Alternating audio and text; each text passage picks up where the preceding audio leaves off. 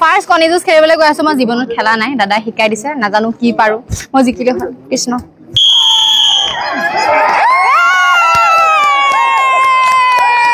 গতিকে লতাশিলে যিটো ডিমাণ্ড দি আছে প্ৰথম আমি মঞ্চ বিহু কৰিছিলো সেইটো ডিমাণ্ড আচলতে সত্য নহয় এতিয়া আকৌ কন্ট্ৰভাৰ্সি হৈ যাবলৈ আছে দাবী জনাব পাৰে নেকি আপোনালোক আমি দাবী জনাই আছো আৰু অসমৰ প্ৰথমখন মুকলি মঞ্চ বিহু আমি লতাশিলত বুলি ভাবি আছিলো কিন্তু বেটিয়নিত অহাৰ পাছত গম পালো যে অসমৰ প্ৰথমখন মুকলি মঞ্চ বিহু বেটিয়নিত হয় গতিকে গাঁওবাসীৰ পৰা জানোৱা হওক আচলতে প্ৰকৃত সত্য কি তো খুৰা আমি আগতে গম পাইছো লতাশিল অসমৰ প্ৰথমখন বিহু মঞ্চ বুলি কিন্তু যেতিয়া ইয়াত আহিলো তেতিয়া গম পালো অসমৰ প্ৰথমখন বিহু মঞ্চ মুকলি বিহু মঞ্চ হৈছে বেটিয়নি এই বিষয়ে অলপমান কওকচোন আচলতে লতাশিল 1952 চনতে হৈছিলে কিন্তু বেটিয়নি সদৌ বেটিয়নি ৰঙালী বিহু সন্মিলনখন 1934 চনতে হৈছে মানে স্বাধীনতাৰ পৰা 13 বছৰ আগতে হৈছিলে আৰু তেতিয়া আছিলে তাৰমানে দ্বিতীয় মহাসমৰ মাজভাগৰ কথা এই দ্বিতীয় মহাসমৰ মাজভাগৰ সময়তে এনেকুৱা এটা হৈছিলে যে সেই সময়ত আমাৰ ইয়াত যিখিনি ফ্ৰীডম ফাইটাৰ আছিলে আৰু যিসকল ইয়াত এষ্টাব্লিছ কৰিছিলে সদৌ বেটিয়নি ৰঙালী বিহু সন্মিলন সেইসকল গোটেইকেইজন ফ্ৰীডম ফাইটাৰ আছিলে আৰু সেই ফ্ৰীডম ফাইটাৰ কেইজনে মানে তেতিয়া মোষ্ট প্ৰবেবলি তেতিয়া একত্ৰিত হৈ পেলাই তেখেতসকলে এই স্বাধীনতাৰ যুঁজখন চলাই থকাৰ সময়তে এইখনে আছিলে এই স্থানত যিখন প্ৰাথমিক বিদ্যালয় আছে এইখন 1869 চনতে স্থাপিত এই ঢেকিয়াল মৌজাটোৰ ভিতৰতে আটাইতকৈ পুৰণি শিক্ষানুষ্ঠান বুলিব পাৰি আৰু সেই তাৰ বাকৰিতে এইখিনিতে কেইজোপামান বৃহৎ বৰগছ আহঁত গছ আছিলে আম গছ আছিলে আম গছজোপা এতিয়া বুঢ়া হৈ মৰিলে আৰু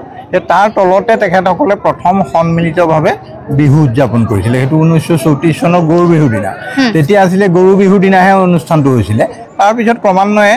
এই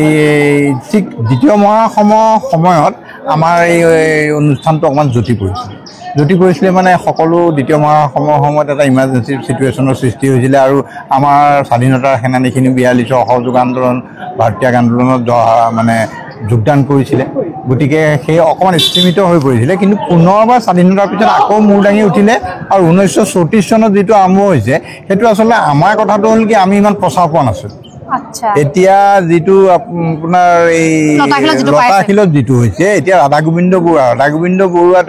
এই এটা সময়ত অসমত মেডিয়া বেৰণ তেওঁ আছাম ট্ৰিবিউন আছে আজি অসম আছে এই কাকতকেইখনে তেওঁ মানে চলাই পেলাই এই তেতিয়াৰ পৰা প্ৰচাৰটো পায় আৰু লতাশিল হ'ল মানে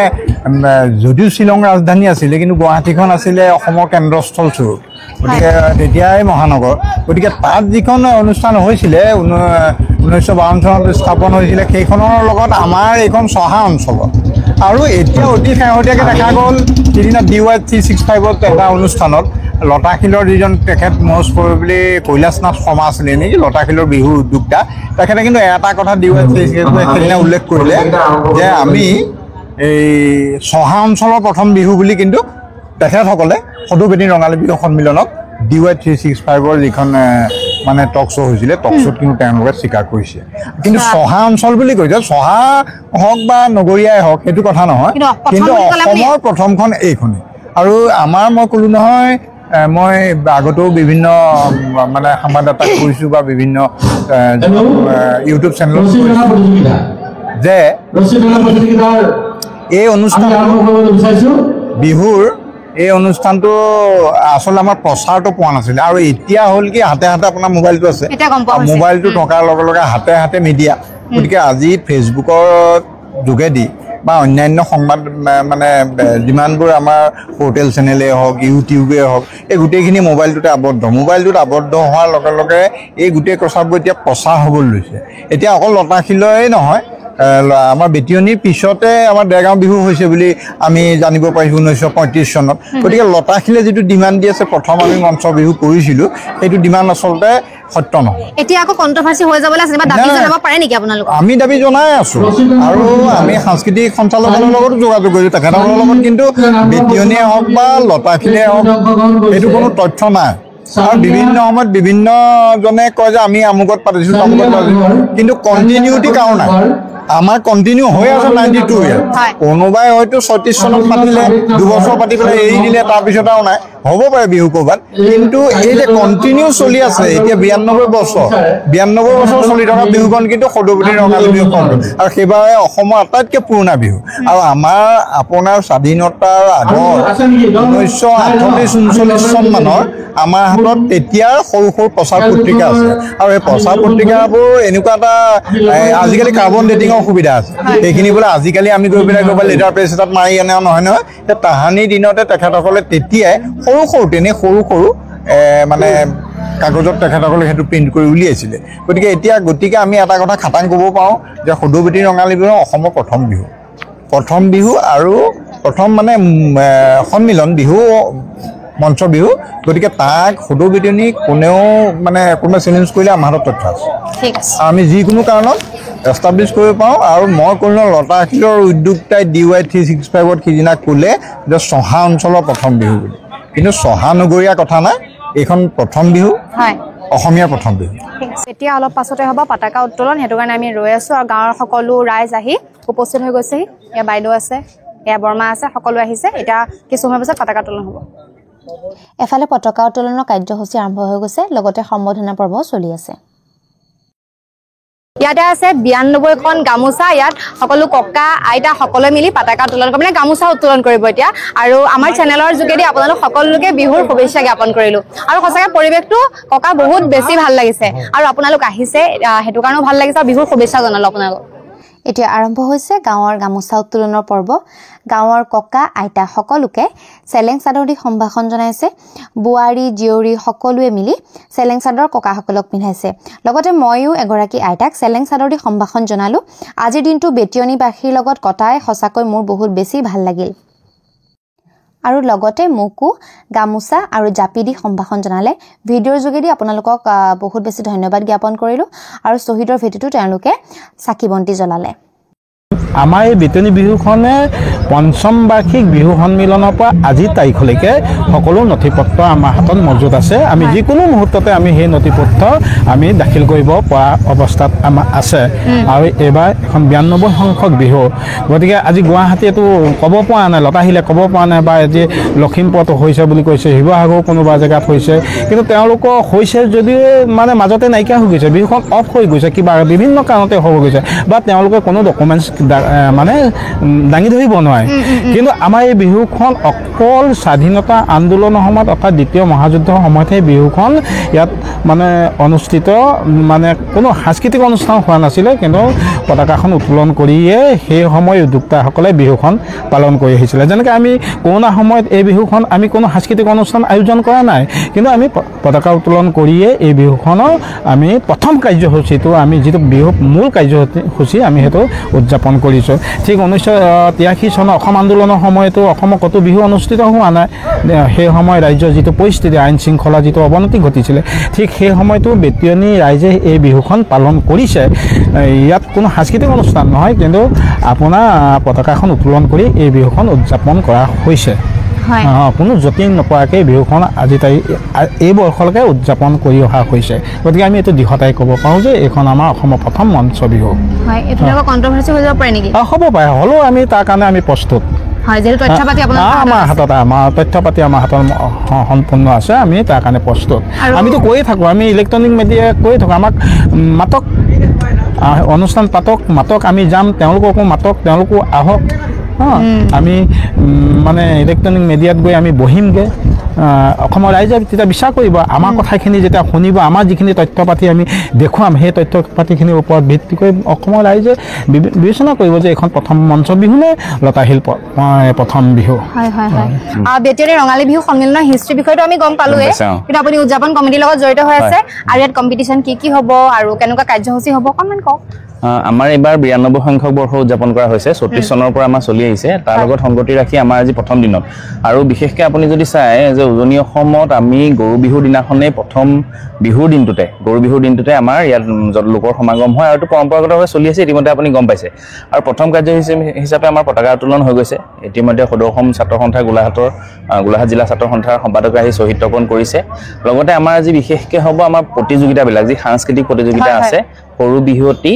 আৰু জেং বিহু প্ৰতিযোগিতা হেতু কেতিয়া হ'ব হেতু আমাৰ সন্ধিয়াৰ পৰা হ'ব হেতু সন্ধিয়াৰ পৰা হ'ব দিনৰ ভাগখিনিত আমাৰ কি হ'ব আমাৰ বেটিয়নি অঞ্চলত যিমান বিলাক নামঘৰ আছে সেই নামঘৰ সমিতি বিলাকৰ মাজত ৰচিতনা প্ৰতিযোগিতা এটা হয় কিন্তু পৰম্পৰাগতভাৱে আমাৰ আগৰ পৰা হৈ আহিছে মাজতে হোৱা নাছিলে হেতু হয় আপোনালোকে পাব ভিজুৱেলছ তাৰ পিছতে আমাৰ ছাত্ৰ ছাত্ৰীসকলৰ মাজত ৰচনা প্ৰতিযোগিতা আমাৰ কবিতা আবৃত্তি প্ৰতিযোগিতা এই প্ৰতিযোগিতাখিনি আমাৰ দিনৰ ভাগত হ'ব আৰু দিনৰ এই অনুষ্ঠানখিনিৰ মাজতে আমাৰ যিসকল বয়োজ্যেষ্ঠ লোক আছে ইতিমধ্যে পতাকা উত্তোলন হয় তেওঁলোকৰ আমাৰ বয়োজ্যেষ্ঠ সেৱা বুলি এটা অনুষ্ঠান হ'ব গতিকে আজি দিনটো কাৰ্যসূচী সেইখিনিয়ে আৰু অহা কালিলৈ আমাৰ ৰাতিপুৱা 10 বজাত হ'ব সাংস্কৃতিক শোভাযাত্ৰা আমাৰ এই সাংস্কৃতিক শোভাযাত্ৰাত মানে আমি আঁতৰৰ সাংস্কৃতিক দল নিমন্ত্ৰণ কৰাৰ লগতে আমাৰ অঞ্চলটোৰ যিমানবিলাক অনুষ্ঠান আছে নামঘৰ আছে সেই নামঘৰ ৰাইজে ইয়াত মানে সমবেত হয় সেই সমবেত হৈ পেলাই সাংস্কৃতিক শোভাযাত্ৰাৰে আমি মানুহৰ বিহু দিনটোত আমি গোটেই অঞ্চলটোত এটা শোভাযাত্ৰা কৰোঁ তাৰ পৰৱৰ্তী সময়ত আমাৰ অহাকালিলৈ যিহেতু ইতিমধ্যে হাইস্কুল শিক্ষান্তমতাৰ ৰিজাল্ট দিছে এই অঞ্চলত প্ৰথম ডিভিজনকে ধৰি তাৰ ওপৰত যিসকল ছাত্ৰ ছাত্ৰী উত্তীৰ্ণ হৈছে তেওঁলোকক আমি কালিলৈ এই শোভাযাত্ৰাৰ পিছতে আমি এটা সম্বৰ্ধনা অনুষ্ঠান আছে পৰৱৰ্তী সময়ত আমাৰ কালিলৈ সন্ধিয়াৰ পৰত হ'ব বিহুৰ উলবনি অনুষ্ঠান আৰু সেই বিহুৰ উলবনি অনুষ্ঠানত আমি বিশেষকৈ বিগত বৰ্ষৰ পৰা আমি এটা বঁটা দিয়া ব্যৱস্থা কৰিছোঁ আইদেউ সন্দিকৈ বঁটা যিহেতু আইদেউ সন্দিকৈ এই অঞ্চলৰে এটা জন্মগ্ৰহণ কৰা গতিকে আইদেউ সন্দিকৈৰ নামত আমি বঁটা দিছোঁ বিগত সময়ত আমি নোমল শইকীয়া বুলি এজন ব্যক্তিক আমাৰ এই অঞ্চলৰ এজন সাংস্কৃতিক কৰ্মী তেখেতক আমি প্ৰদান কৰিছোঁ এই বছৰ আমি সেই বঁটাটি প্ৰদান কৰিম এজন বোলছবি পৰিচালক এক চিন্তাবিদ দেৱৰাজৰ মহাবিদ্যালয়ৰ অৱসৰপ্ৰাপ্ত অধ্যাপক দীনেশ গগৈ ছাৰক তেখেতক কাইলৈ সেই বঁটাটি প্ৰদান কৰা হ'ব তাৰ পৰৱৰ্তী সময়ত আমি কালিলৈ যিটো সাংস্কৃতিক অনুষ্ঠান সেই সাংস্কৃতিক অনুষ্ঠান অসমৰ এগৰাকী জনতাৰ মানে গায়ক জনতাৰ শিল্পী ৰাজীৱ শদিয়াৰ নামত উৎসৰ্গা কৰিছোঁ আৰু তেখেতৰ পত্নীও অহাকালিলৈ আমাৰ সেই অনুষ্ঠানটোত উপস্থিত থাকিব আৰু ৰাতিলৈ আমাৰ কৃষ্ণমণি চুতীয়াৰ সংগীতানুষ্ঠানেৰে এই বছৰৰ আমাৰ কাৰ্যসূচীখিনি সমাপ্ত হ'ব বেটিয়নিবাসীৰ লগত সকলো কথা পতাৰ পাছত গাঁৱৰ ৰাইজৰ লগত আমি সকলোৱে মিলি জা জলপান খালোঁ এতিয়া হ'ব ৰচিতনা প্ৰতিযোগিতা দুটা পাৰ্টিৰ মাজত জিকিবনে হাৰিব জিকিব বোলে চাই লওক জিকিবনে হাৰিব কওক জিকিব একদম তেওঁলোকে কৈছে তেওঁলোক জিকিব দেখা যাব কিমান জোৰ আছে আমি চাম লাইভ চাম আমি বোলে জিকাব পৰা নাই এবাৰো নোৱাৰে বোলে এনেকে কৈ আছে নহয় এতিয়া আমাৰ এইফালেওতো বৰ কম জুৰি মানুহ নাই যথেষ্ট জুৰি মানুহে আছে ভাত চাত খাইছে নে পুৰা ভাত চাত খাইছে পুৰা খাইছে আৰু ইয়াত প্ৰাইজো দিব 5000 যিয়ে জিকে আৰু ছেকেণ্ড হলো 3000 হয়নে আৰু ছেকেণ্ড হলে 3000 দিব গতিকে কাৰ কিমান দল আজি আমি চাম ককা হাঁহি আছে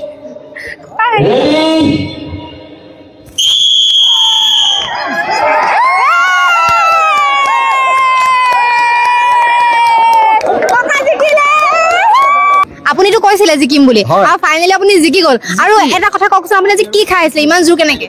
মই আচলতে খোৱাতকৈও মনৰ যিটো বল ইয়াত অনুভৱ কৰিছো নহয় মোৰ পুৰণা বন্ধুবৰ্গক লগ পাই সেইটোৱে মোক আৰু উৎসাহিত কৰিছে খোৱা বোৱাটো বেলেগ কথা বাকী চিৰা দৈ অকণমান খাইছিলো যদিও সি বৰ বিশেষ জোৰ দিছে বুলি পেলাই মই ভবা নাই কিন্তু মনৰ যিটো মোৰ আনন্দ আৰু মনৰ যিটো বল সেই বলটোৱে মোক আজি বেছি তাকত মানে দিছে আৰু এনেও মই এয়াৰফৰ্চত চাকৰি কৰা মানুহ আছিলোঁ সেইটো কাৰণে অকণমান জোৰ আছে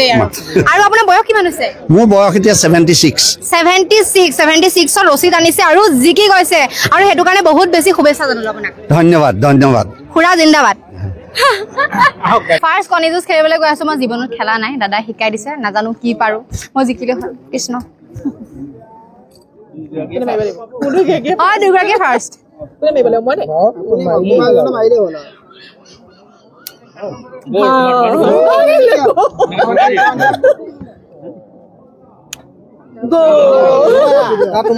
তুমি মাৰা দি এটা মই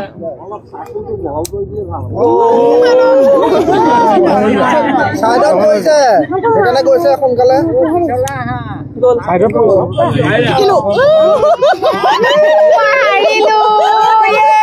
আপুনি জিকিলে কণী যুঁজ ৰচিতনাৰ উপৰি বহুতো প্ৰতিযোগিতা অনুষ্ঠিত হৈছিল আজি অনুষ্ঠানটোত আজিৰ এই ভিডিঅ'টো আপোনালোকে কেনেকুৱা পালে চাই কমেণ্ট কৰিব ভিডিঅ'টো শ্বেয়াৰ কৰিব আৰু যদিহে আমাৰ এপিছ'ডবিলাক চাই ভাল পাই আছে আমাৰ চেনেলটো ছাবস্ক্ৰাইব কৰি দিব